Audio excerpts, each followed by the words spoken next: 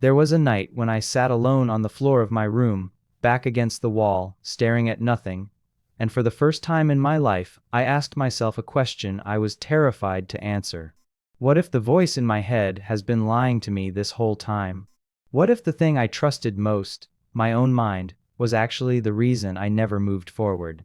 That single question cracked something open inside me, and what I discovered on the other side of it changed everything. For years, I believed my thoughts were facts. If my mind said I wasn't ready, I believed it. If my mind said I would embarrass myself, I believed it.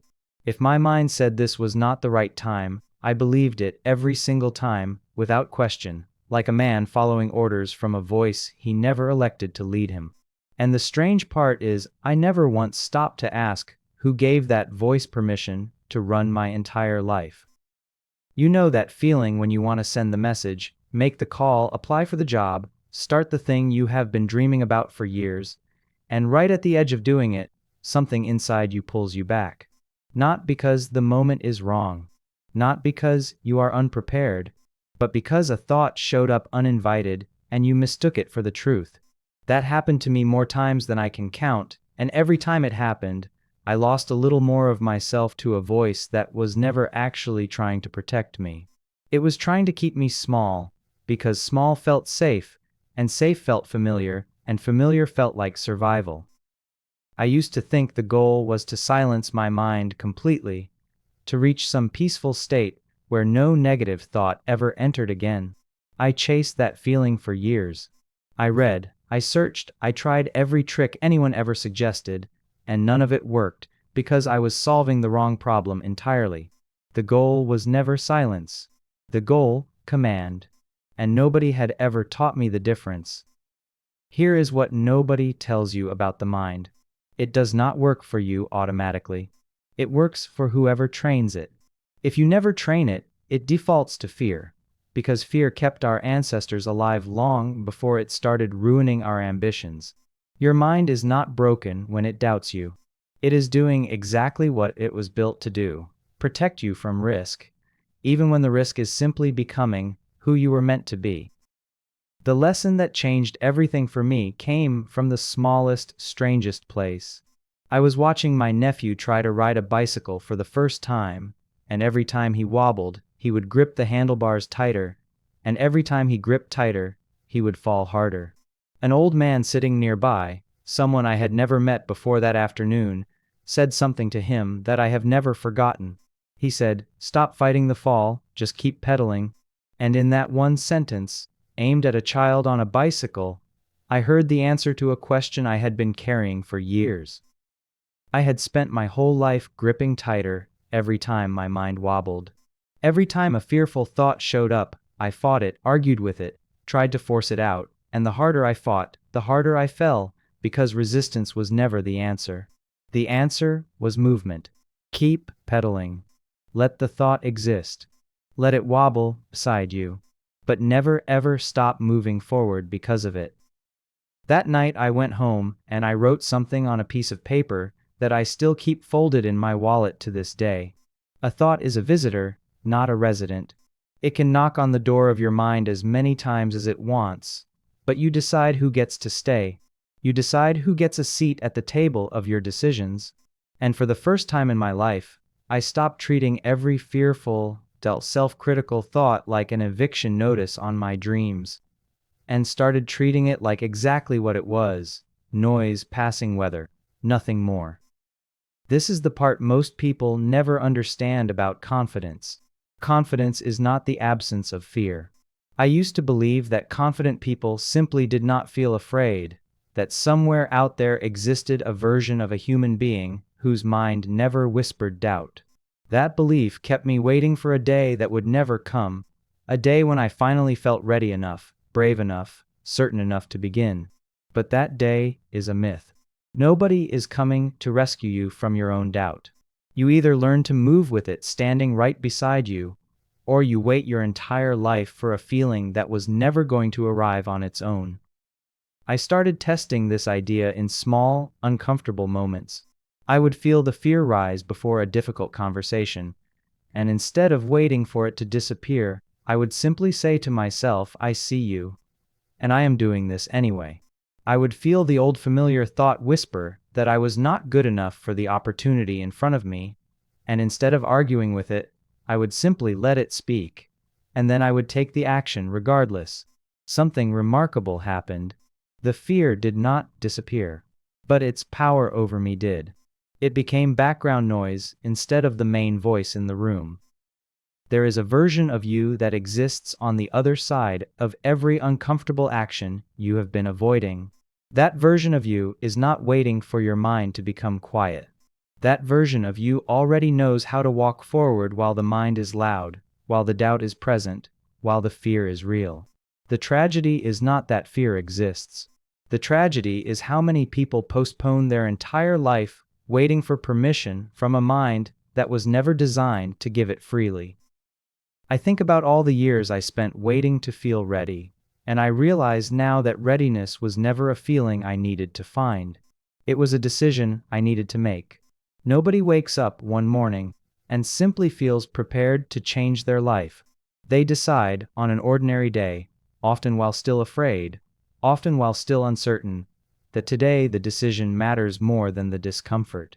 That is the entire secret, not motivation, not certainty. Decision, repeated daily, even when it is inconvenient, even when it is uncomfortable, even when the mind is screaming for you to stay exactly where you are. Let me tell you what changed once I understood this.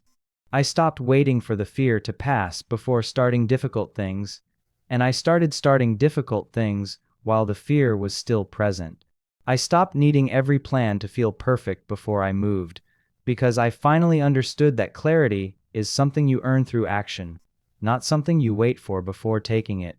Every uncomfortable step I took taught me something no amount of overthinking ever could have taught me from the safety of my own head. And here is something I discovered that surprised me more than anything else.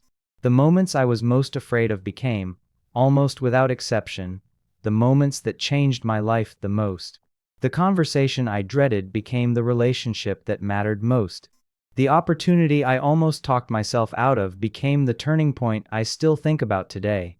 Fear was never actually a warning sign that something was wrong. It was, more often than not, a sign that something important was on the other side of it.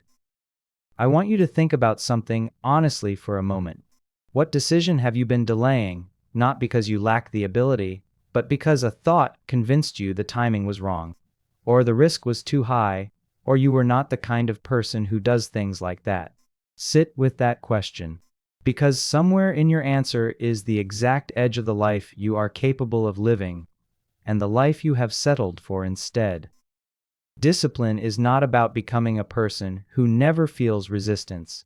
Discipline is about becoming a person who acts despite it, consistently, quietly, without needing applause or certainty.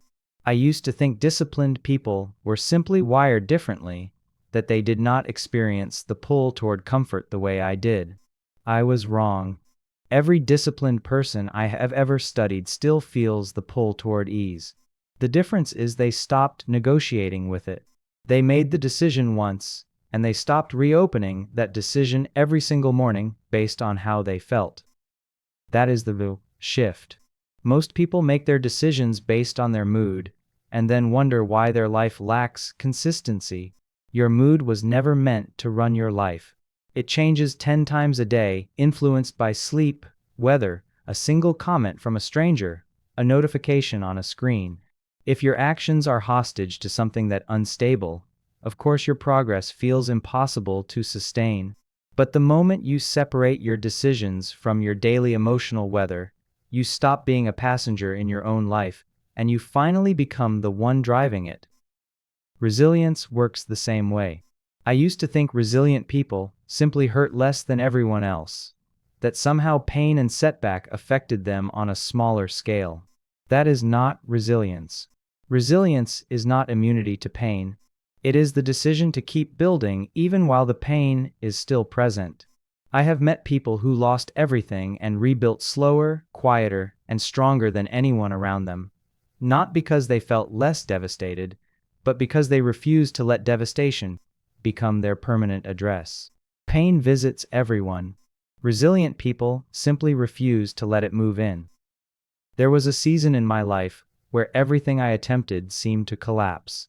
Every plan fell apart. Every effort seemed to lead nowhere. And in that season, my mind offered me the easiest explanation available, that I simply was not capable, that some people were built for success, and I was not one of them. I believed that story for longer than I am proud to admit. But eventually I noticed something. Every person I admired had a season that looked exactly like mine. The difference between where they ended up and where I was stuck was not talent, and it was not luck. It was that they kept building through the exact season I was trying to escape. Purpose is not something you stumble upon while waiting comfortably on the sidelines of your own life. Purpose reveals itself through motion. You do not think your way into clarity. You actor into it. Every skill you now consider part of your identity, at some point, an uncomfortable first attempt that your mind desperately tried to talk you out of. The version of you sitting still, waiting for certainty before beginning, is the only version of you that will never find out what you were actually capable of. I want to say something directly to whatever you are avoiding right now. The fear you feel about it is not a sign to stop. It is a sign that it matters. Nothing meaningless has ever required this much courage to approach. Your mind will always exaggerate the risk moving and completely ignore the risk of staying exactly where you are. Staying still feels safe because it is familiar, but familiar is not the same as safe, and comfortable is not the same as good for you. Some of the most dangerous places to stay are the ones that feel the most comfortable to remain in. Every single day you are either building the life you actually want, or you are building a very convincing set of reasons why you cannot have it yet. There is no neutral ground. The excuses you rehearse in your own mind are not protecting your future. They are quietly writing it, one small avoidance at a time, until years pass, and you look back and wonder where all that time went. And the honest answer is that it went into a mind you never trained to work for you, instead of against you. You are not required to feel brave before you begin. You are only required to begin. Bravery is not a feeling that arrives before action. It is a title you earn after you have already moved despite being afraid. Nobody has ever felt fully ready for the moment that changed their life. They simply decided that the life they wanted mattered more than the comfort of staying exactly where they were. So here is what I want you to carry with you when this ends. Your thoughts are not your enemy, and they are not your master either. They are simply visitors passing through a mind that belongs entirely to you. You decide who stays. You decide what gets repeated until it becomes belief, and what gets acknowledged and released without a second thought. That decision, made quietly, consistently, one moment at a time, is the difference between a life lived on your own terms and a life spent waiting for a permission that was never going to come from anywhere but you. Stop waiting to feel ready. Stop waiting for the noise to stop. Pick up whatever it is you have been putting down out of fear, and begin anyway, while the doubt is still standing right beside you, because that is the only way anyone has ever actually started anything that mattered. The version of you that you keep imagining, stronger, calmer, unstoppable, is not waiting somewhere in the future for the right conditions. That version of you is built right here, in this exact moment, the first time you choose to move despite the voice telling you not to.